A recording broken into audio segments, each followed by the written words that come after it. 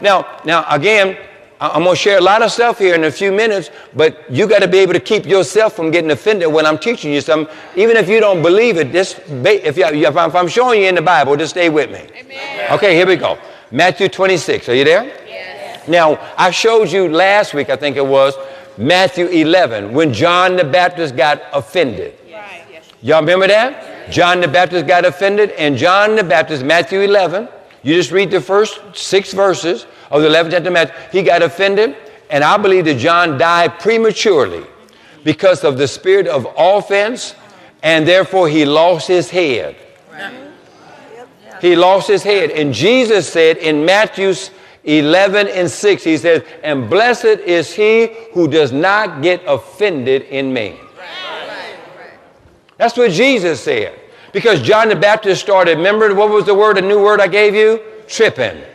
John the Baptist said, are you the one, or do I look for another one? And Jesus said, what's up with you, John? I told you again. I said it many times to you. I am the one. You know I'm the one. You the one said I was the one. And now you are what? Tripping over if I'm the one, because I believe that John got offended because people were celebrating Jesus when he was the one being celebrated. You got to be really careful that you do not allow the door of the spirit of offense to come into your life. Watch what it says here. So in Matthew 26 and verse 6, and we'll get your pencils out because I want you to underline. So it says in Matthew 26 and 6, verse 6, that now when Jesus was in Bethany, in the house of Simon the leper, there came unto him a woman having an alabaster box. Y'all know the story, but I'm going to read it anyway. A very precious ointment. In other words, it was very, very valuable. Actually, they say, the historians say it was her burial insurance. This ointment was very, very valuable, and it was going to guarantee her burial plot or her tomb or whatever along that line. And so she took it. She was so overwhelmed.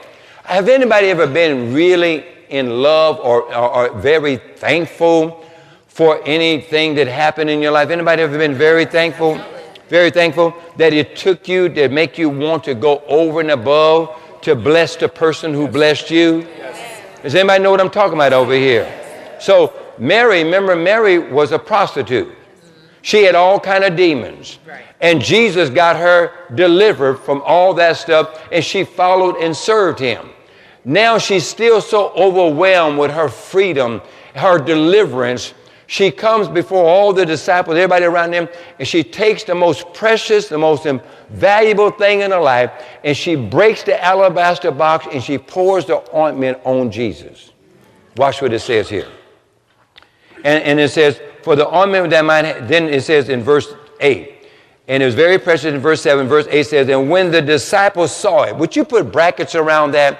When the disciples saw it. When the disciples saw it, they had indignation. And would you underline indignation? In other words, they got offended at Mary's appreciation for what Jesus had done for her. Are you listening to me?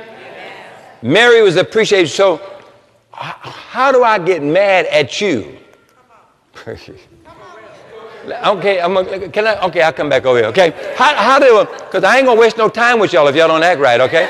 Okay, how do you get mad at somebody else for their thanksgiving for what somebody else did for them? Don't get mad at me because I want to bless somebody else because they blessed me, they helped me out. So then the disciples got, look what it says, they had indignation. Come on, help me out with the word indignation. Is that an anger? It's an offense.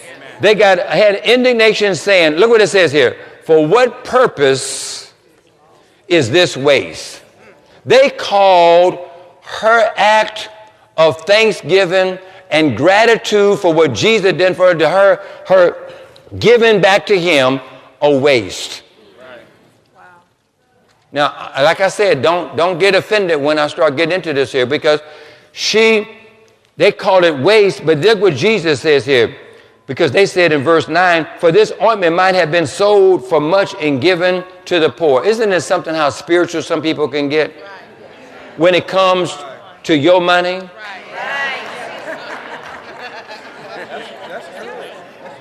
It was her gift. It was not their gift. She wanted to bless him.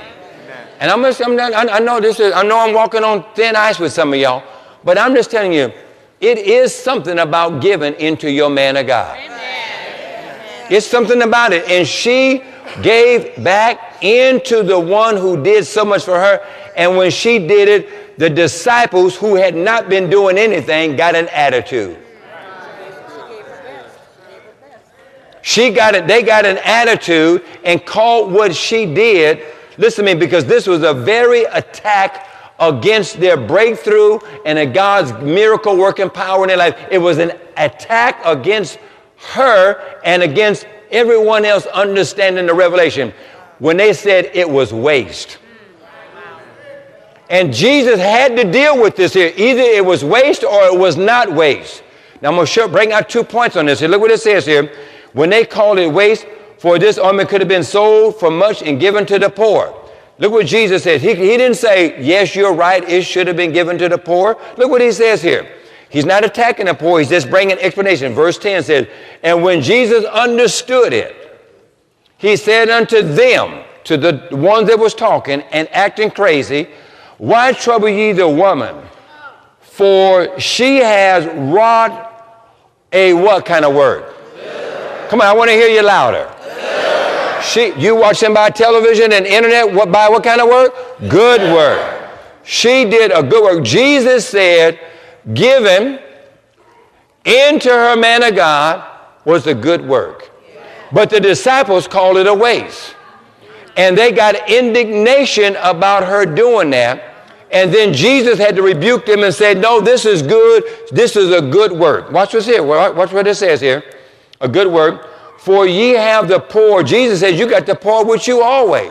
Right. You're never going to eliminate poverty. No, right. Okay, poverty is something that's going to be here. Right. He said, but you got me always. You don't have me always with you. You got an opportunity to sow something. I know this sounds self-serving, and I ain't asking y'all for nothing. Listen to me. All my birthday's gone, my anniversary gone, everything gone. So you don't have to, okay. Okay. Look what it says. For you have the poor with you always, but me you have not always.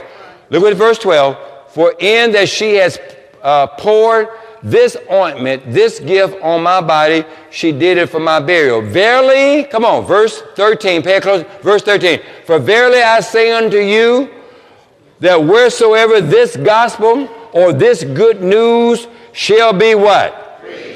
In the whole what? World. There shall also this. Now you need to circle that this. This, what is this? This is what she did. Breaking ointment, giving into her man of God. This woman has done shall be told for a memorial for her. That's what Jesus said. Y'all reading this? Yeah. Look at here.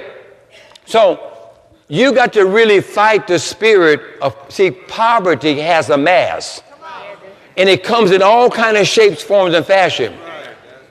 And so what happens is that the enemy wants to put you in bondage, put you in lack, keep you in poverty. And Jesus saw that her giving was a real breakthrough for her. Her breakthrough in giving was a breakthrough for her. Now, I know, and I think that the new pope that we have is a great man. I like his moral stands. The new pope. I like his moral stand. But I don't agree with him on the poverty oath. See, because the pope and all those, the fathers and the cardinals and all that, they make a poverty oath. And that is unscriptural. Because poverty is a curse. And Jesus bore the curse of poverty on the cross. Remember the thorns of crown? Remember the thorns of crown? The thorns was the ground that was cursed. Remember when they took the crown of thorns and stuck it on his head? Jesus bore the curse for you. The curse of poverty for you. So God does not want you to be bound. Come on, come on. I know I'm fighting. I know I'm tearing up some fallow ground, but God doesn't want you being broke, busted, or disgusted. Jesus bore poverty for you. That's why you can trip all you want, but I didn't make no poverty curse myself. I mean, I didn't make no poverty vow myself. No, I believe in being blessed. I believe that I should be, if I'm serving, I should be blessed. Amen. But that's not my main focus. My main focus is glorifying Jesus Christ. And whatever God bless me with, I can be a blessing to other people. Have you ever been offended? If so, you are not alone. Offense can occur in the workplace, at home, even among friends. In the informative and empowering book, Who Offended You and Stopped You from Receiving Your Miracle, Dr. Philip G. Godot reveals 5 keys to identify if you are offended, and much more. Topics include: guard your heart from the root of bitterness, don't trip on the trap, the poison of offense, how to break the power of offense, and 9 steps to avoid offense.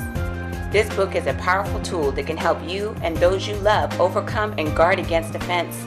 You can request your copy by calling 1-888-271-1641. Remember, the word works when you work the word.